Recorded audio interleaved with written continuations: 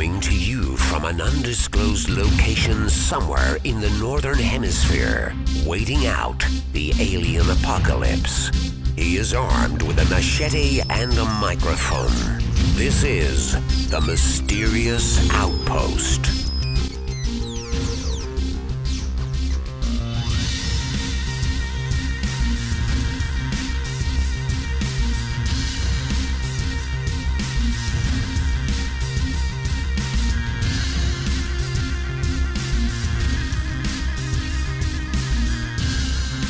Welcome, Stanton Friedman. I really appreciate you taking your time with me. Last year, I did an interview with you at the 30th annual Ozark UFO Conference, and this year, I get the pleasure once more to interview you at the 31st annual Ozark UFO Conference. Thank you for spending your time with me. This is a treat and honor. Thank you very much. Thank you. Flattery will get you everywhere. And you had a very good lecture also. Very good presentation. Thank you. Very good presentation. For the ones that are watching this, give me a Cliff Notes rundown of your lecture to the audience. Well, last time I lecture, I give several different lectures, was star travel? ? Yes! ! I'm a nuclear physicist who's worked on more canceled government-sponsored advanced research and development programs than anybody.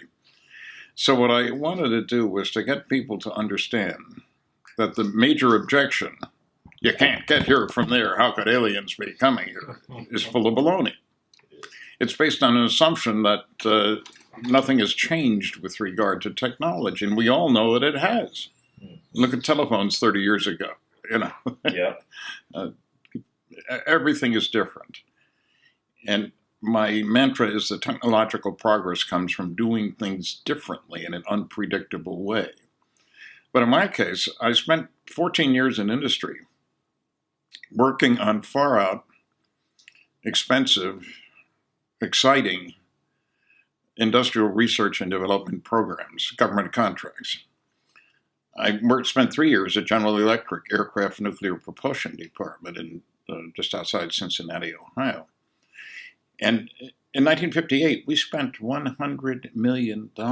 We employed 3,400 people. Was that in 1958 dollars? Yes. That was a lot of money. And 3,400 employees, of whom 1,100 were engineers and scientists. This wasn't 6 professors and 12 grad students. It was a major program. Mm-hmm. And I did experiments at facilities in Idaho and in Oak Ridge and in Fort Worth.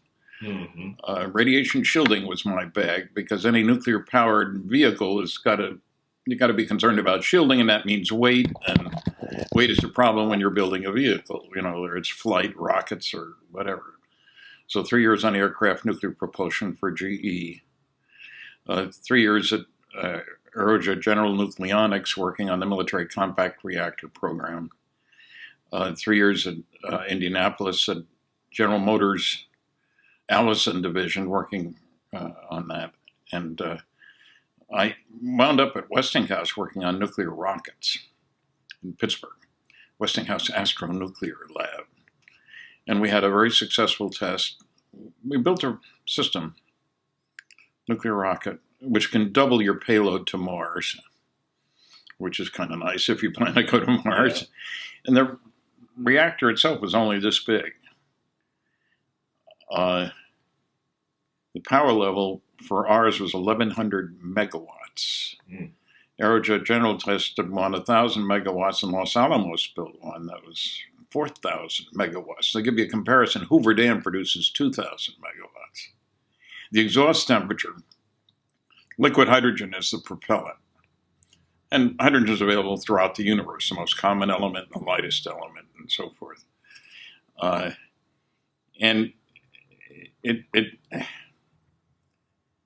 The exhaust temperature is 4,000 degrees. Our system was 1,100 megawatts. Aerojet General was 1,000, and Los Alamos 4,000 megawatts. This big. And then they canceled the program. Nothing like the price of success. Failure. Do you think they're secretly doing programs like that? No. I have no reason to think that that's the case, because some of those people would certainly have worked. You get all these competent people that go someplace, We don't have a mission. No guts. What's the sense? Okay, we proved we can do it. Now what are we going to do? Well, we don't have anything planned, so goodbye. That's what it really boiled down to.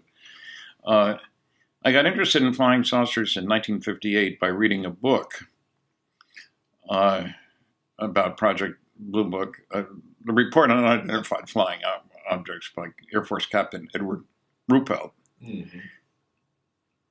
It turns out it was a very lucky choice for a first book, because several of the other books I read after that would have turned me off entirely. Yeah. So, and I read about 10 books until I found the biggest study ever done on flying saucers, found at the University of California, Berkeley Library. And it hadn't been mentioned in any of the other sources that I had read, which was kind of strange. Data on 3,200 cases. Project Blue Book, Special Report number 14. But what really frosted me, besides the data, charts, tables, graphs, maps, quality evaluations, cross-comparison between unknowns and knowns, all kinds of good. I was in data heaven. But the guy who put this together, privately published version, included the press release, the official press release in October 1955. And it had this statement. This is from the Secretary of the Air Force talking, based on this study, we believe that no object such as those properly described as flying saucers have overflown the United States. Even the unknown 3% could have been identified as conventional phenomena or illusions if more complete observational data had been available. That seems very straightforward. Yeah. The only trouble is I had the report. The unknowns weren't 3%. They were 21.5%. That's not 3 rounded off. I was angry. I don't like being lied to, especially by the Secretary of the Air Force, for goodness sakes. So I was determined I was going to find out more. I mean, I've always been a curious kind of guy, curious about the world around, and I'd read a lot of science fiction when I was young. But now I was bound and determined. I joined APRO and NICAP, the 2 big organizations at that time, to get their monthly newsletters, if you will.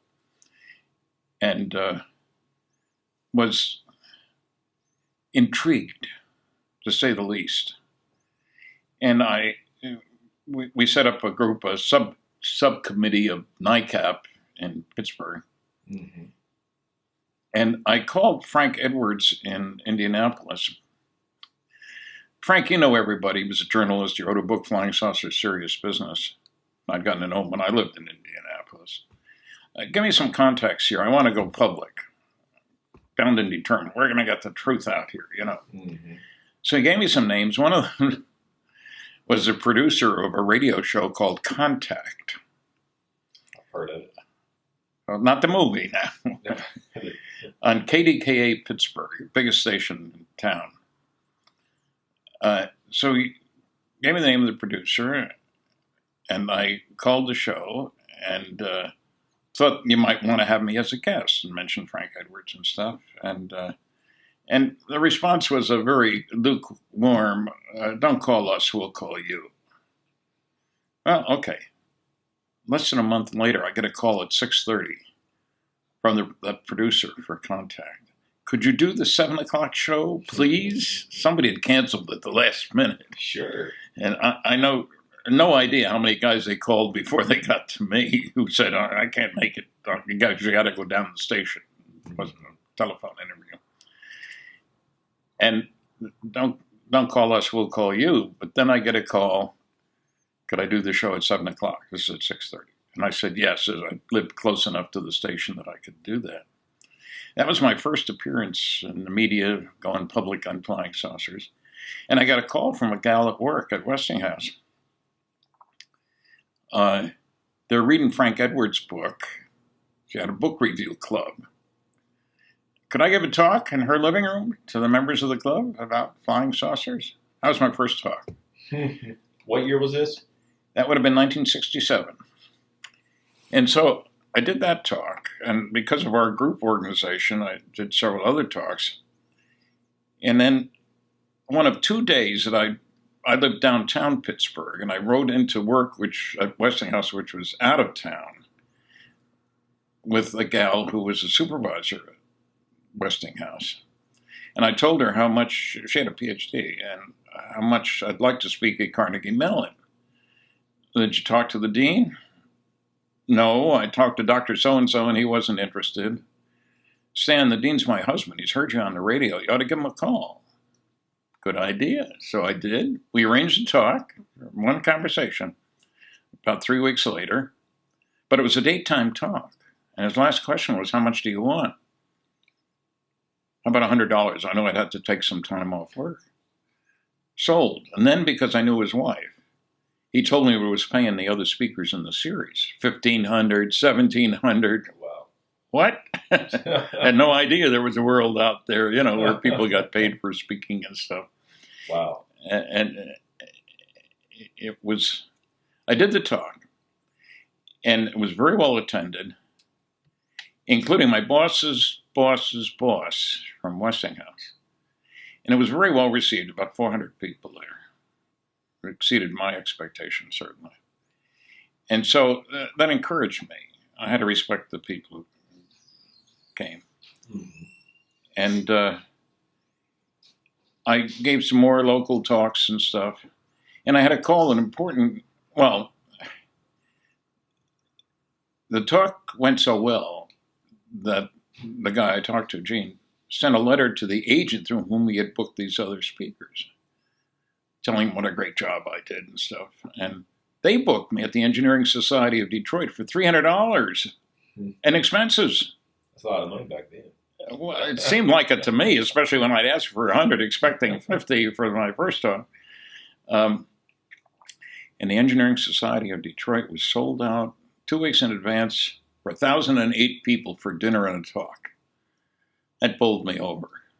People are interested, and there weren't any nasty questions. Mm-hmm. I mean, I didn't know what to expect, Yeah. So I gave a bunch of talks, and then I worked on the nuclear rocket program, and we had a most successful test ever. 1,000 megawatt reactor, this big, exhaust temperature 4,000 degrees, double the payload or triple it to Mars.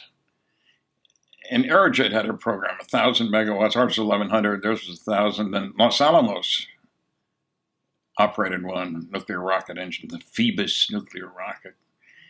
And it was 4,000 megawatts and 4,000 degrees. That's hot. Just a little bit. Very impressive. All three tests were successful, met the program goals, and they canceled the program. So someone on the inside canceling these programs? Well, because they don't want us to go to the stars? Well, they don't, what's the word I want to say? They didn't have a goal. Okay, we showed we could do it. What are we going to do, guys? We're going to Mars? Nah, we're not going to Mars. Heck with it. Cancel. And so I needed a job. And I got job interviews. I had a good curriculum vitae as a nuclear physicist. And I got a job offer from McDonnell Douglas in California, McDonnell Douglas Astronautics. And my job, believe it or not, was to figure out how flying saucers worked. Wow. Mm-hmm. Excitement. And you was already interested in this. Oh, sure. I joined APRO and NICAP to get their newsletters and stuff. But then we had a UFO Research Institute in Pittsburgh. Mm-hmm. That's what we called it. And we had a 24-hour phone number and stuff like that. So, okay, I'm going out, driving across the country to go to McDonnell Douglas. And I hear on the radio as we're driving out, the program that was going to sponsor my job was canceled. How'd you like to walk in with a job offer in hand? You realize we just laid off 5,000 people. Knockout. My family was still back in Pittsburgh. So they let me do what I wanted for 3 months. I did a survey on magnetoaerodynamics, electromagnetic drive in the atmosphere, stuff like that. But then I knew I had to support the family and do my thing, and I didn't have a job and stuff. So I got a job at TRW Systems, and meanwhile, because of the time change across the country, I was making phone calls from 6 to 8 in the morning, calling colleges, looking for lectures. And then once I got one, I looked for piggyback talks. And the college mailings would be 1,000 colleges. I mean, I was working my butt off, but I had a family to feed. And I've been doing it ever since. I don't do any mailings anymore. Yeah. So after all these years of your research and you being in this field, like I told you pre-recording that I find you you are one of the pioneers of this field. I'm the oldest guy around. And you're still going strong. You're still doing all these lectures, these conferences. Yeah. More than 700 lectures in all 50 states, 10 provinces, and 19 other countries. So they know me in Bulgaria. So after all of this, what has changed over the years? Like, what have you seen in ufology or UFOs in general? Are we closer to traveling the stars? Are we closer to where... Things have changed drastically. One of my lectures is a new view of the cosmos. One thing that's changed, when Frank Drake, radio astronomer, in 1960 talked about we should search for extraterrestrial intelligence, there might be as many as 6,000 planets in the galaxy that could be sending signals our way. We should listen. We don't want to look at the UFO data now. That's verboten, 6,000. With the Kepler satellite, incredible device, so sensitive, they can pick up the passage of a planet out there going in front of its star. A little dot, but you can tell the difference in sensitivity and so forth. And now we know there are about 1.6 planets per star. So in our galaxy, there's 100 billion stars, so 160 billion planets maybe,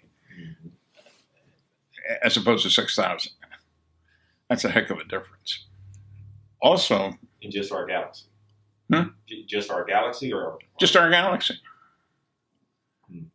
Well, to give you an example of what that means, within 100 light years of here, which is just down the street, there are 10,000 stars. So that means 16,000 planets. And we grow up learning that the nearest star is 4.3 light years away. We're the only ones in this universe, Stan. Well, some people still think that. There are religious groups that still think that. Sherman probably believes that too. Michael Sherman. Well, he's a believer and he knows what's right, even though he doesn't study the evidence. But anyway, let's not talk about him. Okay. Nobody likes him. Oh, well, that's good to hear. I wish we were supposed to have a debate on April 8th in Vancouver. Good fee, big theater. Chickened out on you. Somebody chickened out. I don't know. They canceled it. And I called the reporter who'd interviewed me for the Fredericton, New Brunswick newspaper. I said, I knew he had the article and he had taken pictures and stuff.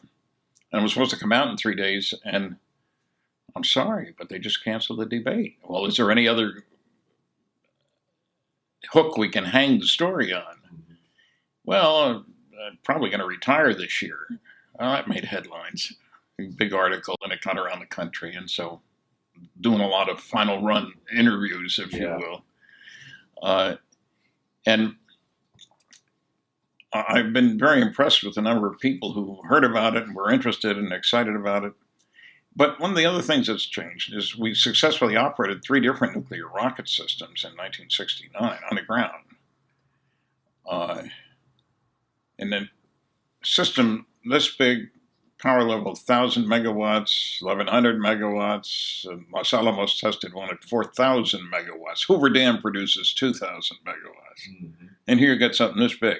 Yeah. Exhaust temperature 4,000 degrees. Yeah. That's darn hot. Yeah. Nuclear, this is. But so that's changed. And also, I find I've only had 11 hecklers in more than 700 lectures. And I come on very strong. I say I'm convinced the evidence is overwhelming that planet Earth is being visited by intelligently controlled extraterrestrial spacecraft, that we're dealing with a cosmic Watergate, meaning some few people within major governments know that we're being visited. 3, that there are no good arguments against the first 2 conclusions. And 4, we're dealing with the biggest story of the millennium. I'd say 2 millennia, then you get into religious arguments, and I don't want to deal with that. What are their motives? Because I believe... Why would aliens come here? Because what is their agenda? Because I believe they are coming here. Well, maybe asking you to speculate, but what do you see the motives as? For the aliens? Yes. Well, I once had a list of about 20 reasons for coming here. Graduate students doing their thesis work on the development of a primitive society would be one. It turns out the Earth is the densest planet in the solar system. Cubic foot of Earth weighs more than cubic foot of any of the other planets in the solar system. You say, so what? Well, that means there are more heavy metals here. Uranium, platinum, iridium, osmium, crazy things you never heard of, but which are worth a lot today if you could find something. According to Zechariah Sitchin, gold. Well, gold's one of the heavy metals. Rare. Well, according to some of his research. It's dense, and platinum, another dense one. I mean, lead is 11 grams per cubic centimeter, rough number. Gold is 19. Uranium is in that same ballpark, 18. Osmium is 21. So we've got metals worth mining. But I think the real thing, from an alien viewpoint, we're a threat to the neighborhood. You realize that post-World War II, we have exploded, maybe test the wrong word, operated. We've had 2,000 nuclear explosions on this planet. When you start checking, you find that probably the best system for deep space travel is nuclear fusion. Mm-hmm. Now, fusion, as it happens, is the most important source of energy in all the universe. All the stars work on nuclear fusion. Yeah. I worked on a study of nuclear fusion in 1962. The conclusion was pretty simple. If you got the dough, you can go. It's not going to be cheap. I like that saying. Well, people forget. They think research, that's a few professors and a few grad students. That's a heck of a lot more than that. On nuclear airplanes, we had thousands of employees. 3,400 employees, and 1,100 were engineers and scientists at GE. We spent $100 million in 1958. That's not a couple of professors and a few grad students. It's an awful lot of work. So I think any civilization is going to be concerned about being invaded by neighbors, if you will. Mm-hmm. Okay, with dumb old chemical rockets, you ain't going to get there from here. Yeah. But a nuclear fusion rocket now, that's another story. We're going to start with nuclear fission, A-bombs and fusion's H-bombs, if you will. My goodness. Well, I'll give you an idea. A big bomb in World War II in 1944 released the energy of 10 tons of dynamite, and it was called a blockbuster. It made a big hole in the ground. That was in 44. In 45, the first fission device, atomic bomb, if you will, released the energy of 15,000 tons of dynamite. One bomb. The first fusion device, H-bomb, if you will, in 1952, released the energy of 10 million tons of dynamite. Mm. And the Russians tested one in the early 60s, Tsar Bomba it was called, released the energy of 50 million tons of dynamite. One single weapon. The fireball was 3 miles wide, if you can imagine the sight of that. What I'm saying is, the aliens know we've tested, we have exploded 2,000 nuclear weapons. That means we're capable of getting to them if we want to go. Yeah. And that would be of great concern to anybody else in the neighborhood. I mean, look at our record. World War II, we killed 50 million people, we nice guy earthlings. That's scary when you stop to think about it. It's our own planet and we killed 50 million people. That we know of. It's probably more now. Yeah, we destroyed 1,700 cities. We're not nice guys. Do you think that's the reason why they are coming here? Because the Galactic Federation Intelligence Agency checking on the idiots in the neighborhood. Because they're afraid that these idiots are going to annihilate themselves and this planet? Well, aren't we trying to annihilate ourselves? I mean, our military budget is $1 trillion this year. There are a lot of starving kids we could feed. We're building bombs. What do you believe Eisenhower's speech, what do you believe it was actually meant for whenever he gave the military-industrial complex speech? I think he was warning that we're letting decisions be made about our behavior. How do we act toward others, countries? On the basis of profit for people who are going to make the profit, who build the weapons. We become a weapons-oriented society. Let's not figure out a way to help the world be a better place. Let's destroy our enemies so that we can take over. I think you realize that Ike managed to get, after the war, the Germans, the French, the British, the Americans, who'd been fighting we against the Germans during a terrible war, got them united to stand off the Russians. Only Ike could have done that. Montgomery couldn't have done it, and the other leading generals couldn't have done it. Ike was a pretty special guy. So I think aliens have as a rule, check out all civilizations. Look for the ones who have exploded. I mean, look, it's basic to the galaxy, to the universe, nuclear fusion. In 1920, if you say, how does the star work, the sun work? Well, it's a mass of burning gas, that's all. No big deal. You say it's a nuclear fusioning system, which produces far more energy than burning gas, and which therefore allows you to transport yourself to bother others. That changes the picture. Everybody's a potential threat. And, isn't it the natural duty of every government to defend its people against outside invaders, no less internal invaders? And so I think the fundamental concept here is until we become a part of a galactic federation, we need to be on the lookout for enemies. On the other hand, we have to admit that we haven't been around very long, our society. The Earth, unlike what Bishop Ussher figured out, he was a sex expert. He did all the looks at the begatting in the Bible and figured out that the civilization started in 4004 BC, not very long ago. But if you do a little more physics kind of work, you say the planet is 4 billion years old, not 6,000 years old.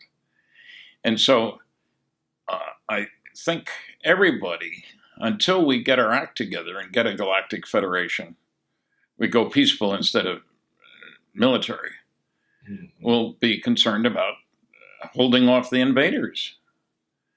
And we like to think how lucky we are. We're 4 light years at least from the nearest star. There are plenty of stars that have nearby neighbors less than 1/10 of a light year away. That changes the picture. I figure the closer your neighbors are, the more concerned you are about what's going on over there, and you check them out. Maybe to steal from them, maybe to kill them, maybe to be... Do they kind of follow the Star Trek Prime Directive? We don't know. I haven't talked to any aliens. I don't know anybody who has. It seems like they don't want to It seems like they're not intervening. Not yet. That's right. And I have to think that our visitors, maybe I shouldn't say invaders, it seems that our visitors are here to check things out. There are plenty of sightings near nuclear sites. There's the famous Malmstrom Air Force Base case with a bunch of intercontinental ballistic missiles with nuclear warheads. A UFO shows up at the gate, and they call down below, oh, no big deal. I thought he was kidding, the guard calling down. The guy down below thought he was kidding. And then 2 minutes later, he called again, very exciting and disturbed, and they're at the gate. And suddenly, 10 nuclear-tipped missiles went offline, one after the other. Theoretically, that can't happen, but it did. And that would be of great concern. It happened in the Soviet Union, too. Except there, 10 went on, which was scary. That is scary. And then they were shut down. So the aliens are paying attention, understandably. And the thing is, we're not talking about design of a little airplane or stuff like that. We're talking about something fundamental, nuclear fusion, the energy source of the stars. and that can be used to take you to another star system. And everybody's going to ask that question. How does that darn right? X-rays in 1897, and he was laughed at, and so forth. And we're ignorant, as somebody said, or we have met the enemy and he is us. Pogo. Michael Cremo believes that we are devolving as a species instead of evolving. Would you concur with that?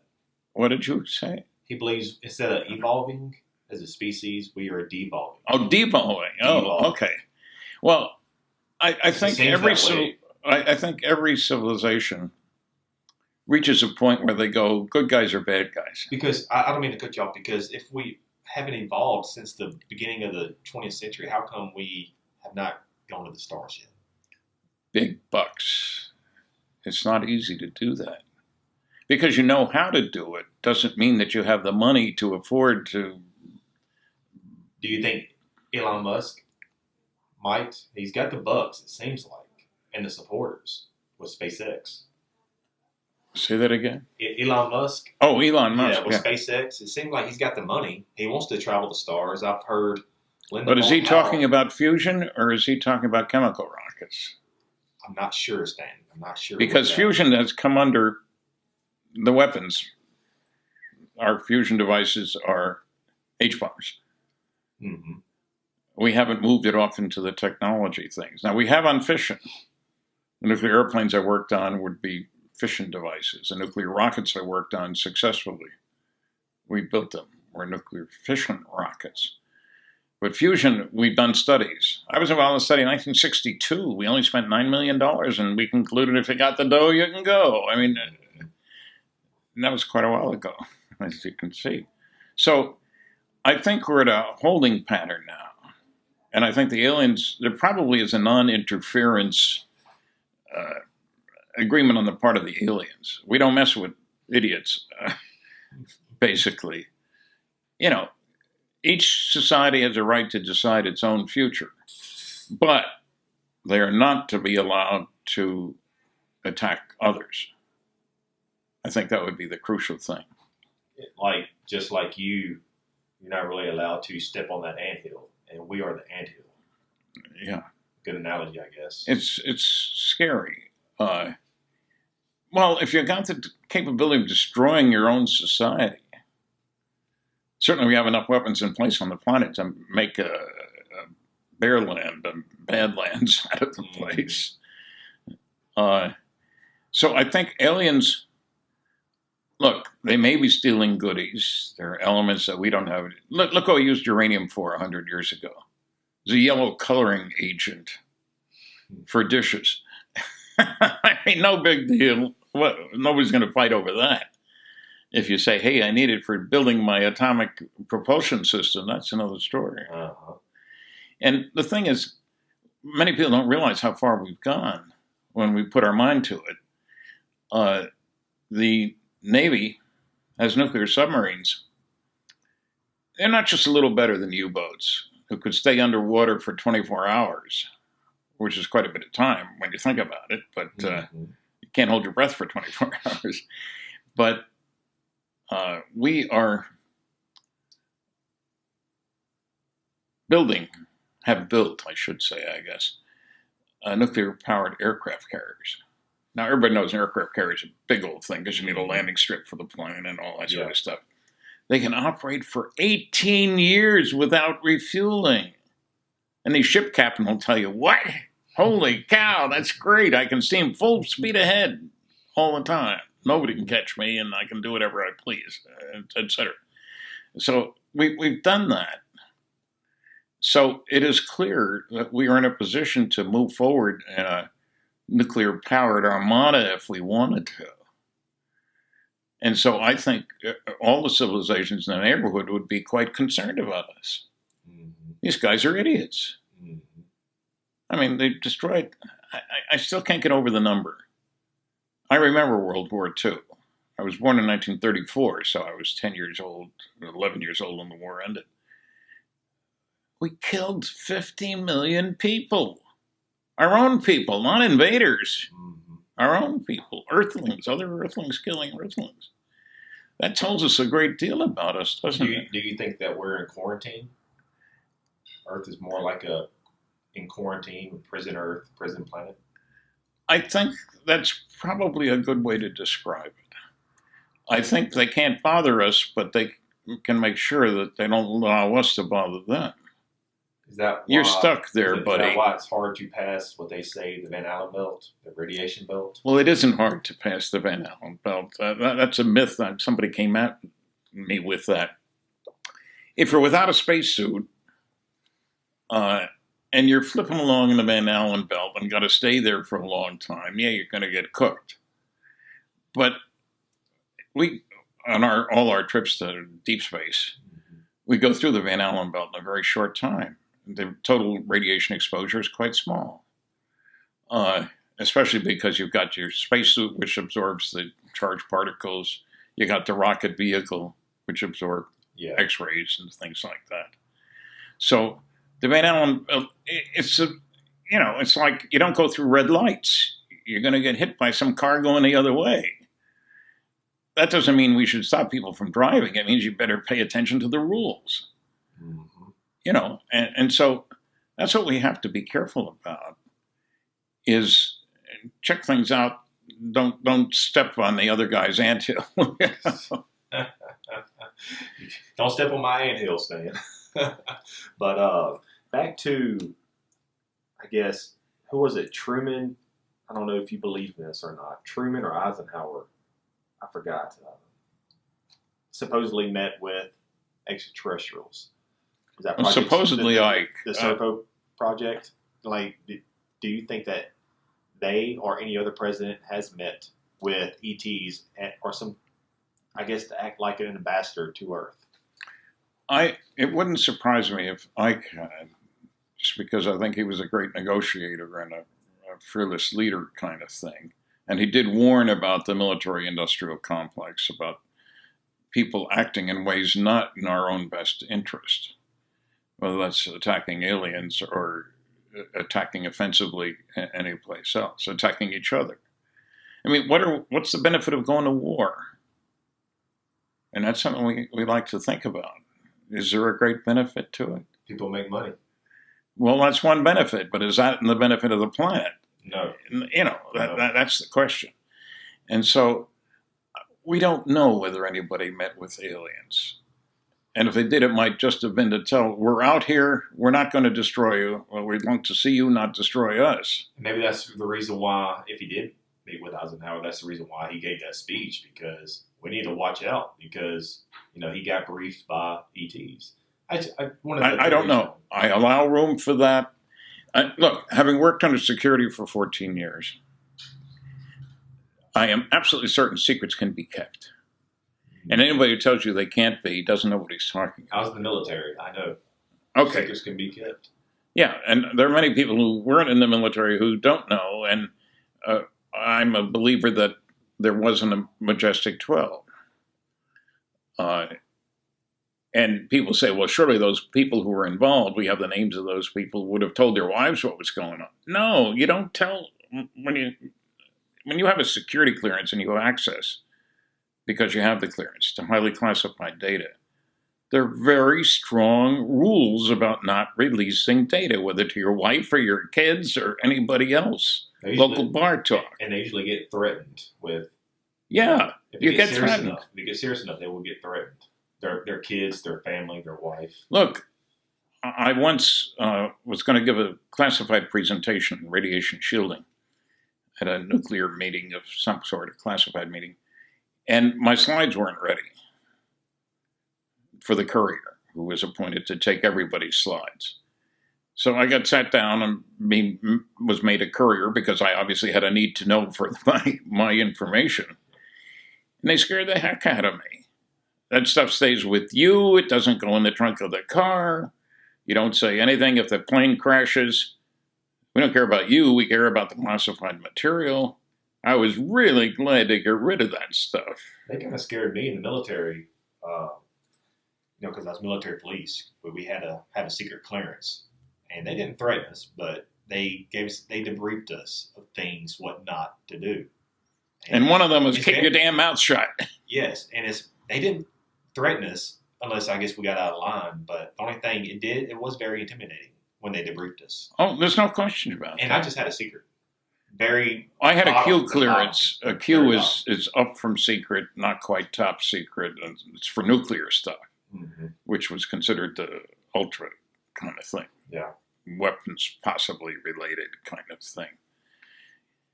And even if you weren't building weapons, you might have information that could help somebody else build a weapon. Yeah. There's all kinds of inner concerns on these things. And so I'm convinced governments can keep secrets. Need to know. The president doesn't have a need to know for everything, partly because he might open his mouth at the wrong time in the wrong place without being fully aware.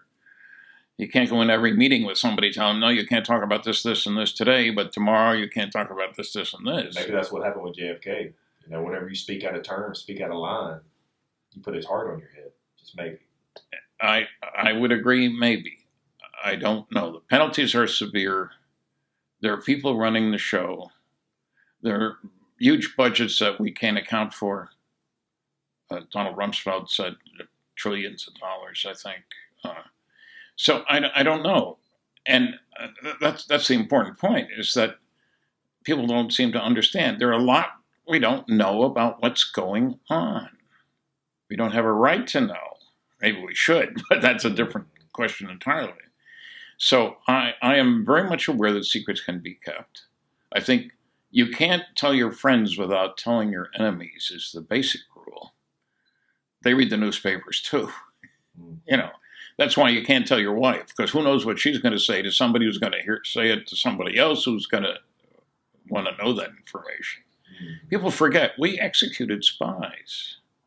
A woman, Rosenberg, she was executed for revealing classified information, spying against the United States for a foreign power. Espionage, right? Espionage, yes. I mean, so this is the real world. It's not that we're all nice guys and it's all right. Don't worry about it. Just don't do it again. It comes down a lot harder than that. And the thing is that there are certain fundamental questions that every civilization is going to ask. How does its star work, for example? And when you get that way, pretty soon you know about nuclear fusion, which has so much more energy per pound, if you will. Yeah. And so that represents a threat to society if you get involved with advanced weapons that can destroy your enemies and destroy you. And that aliens may be waiting for their opportunity to make sure that you don't use it. It's a complicated kind of business. But we Earthlings are a warlike species. Look at our track record. I agree. We're not nice guys. Now, it's been a fascinating discussion with you, but to round things up, I got to pick your mind just a little bit for the next 5 or 10 minutes, however long it takes you. The Pentagon UFO program. Was you shocked whenever the footage of the UFO back in December, I think December 8th or something like that, the $22 million program? Yeah. How was your reaction whenever you first came across that? And do you think that was disclosure? And if not, what's the ramifications for the future of, I guess, either other projects or maybe disclosure? I was quite surprised when I read that New York Times article. Holy cow. New York Times playing it straight, talking about secret money, secret projects, guys with fancy titles like assistant director and so forth in the State Department and other places. I was quite shocked. I was very impressed with those people. And I finally got a tape of Luis Elizondo in his presentation, and I'm anxious to listen to it. Yes, I was quite shocked. And I didn't know where Rockstar figures into that. Yeah, Tom DeLonge. Tom DeLonge, yeah. And I was shocked about that, too, although his first presentation that I saw was well done. It was well scripted. And he's a very successful rock star. I don't know why that qualifies him, but he says he's talked to lots of big shots who have spoken to him. I don't know why. Maybe they need a figurehead to disclose Yeah, who knows what's going on? Somebody Intrigue. that's more hip in modern culture, I guess. Well, yeah, because it's the next generation we worry about, But yes, I was quite shocked. I was quite surprised. I'm waiting for the other shoe to drop. Somebody had to say it's okay to talk about this. The security officer or whatever. Or somebody who was risking, maybe he's on a deathbed, or who doesn't give a darn what the complications are, or carries a lot of weight in the right circles. And there's a general agreement amongst the leaders. Who knows what's going on? We're not being told. And certainly the press hasn't done much of a job in following up on that. Yeah. They have neglected this subject like the plague. There's over a dozen PhD theses done about UFOs. One of them deals with press coverage of the subject and has some very strong phrases about the inadequacy of the coverage, the failure to talk to the right sources, to understand what's going on. And that's without these current disclosures. So it would be interesting to know how the Russians reacted to that stuff. And it's interesting to know, I'm waiting for the other shoe to drop. Now what? We were told there was a secret program, but we haven't seen the reports from it. When are they going to get released? And $22 million, that's peanuts that was spent on that program. Who's to say that? I think it lasted for 5 years, 2007 to 2012. 12, yeah. Who's to say they're just not going under another title, another name? Of course. Just like we were talking about a while ago, departmentalization. We won't know. That's right. But I believe they are, though. Well, I think there's been a lot gone on that we don't know about. That's for sure. The fact that this program could be around for that long, with this many people involved. And very impressive people if you look at their resumes and stuff. People with fancy titles. Not just sitting in their one place for 2 years to be a big shot. And so there is more to the story that we haven't seen. That's clear. And I'm anxious to see it. I'd like to have this resolved, but I'd like to be sure that it's not resolved to the detriment of our society. And like there are current discussions between, President Trump and this business about the chemical weapons in Syria. Yeah. There's stuff going on. It's not good stuff. I mean, when people use chemical weapons against other Earthlings, that's not nice. Not within the realms of proper behavior between gentlemen, no less non-gentlemen. So I am very concerned. On the other hand, I feel vindicated as somebody who's been advocating the reality of flying saucers for a very long time. First lecture in 1967. Flying saucers are real.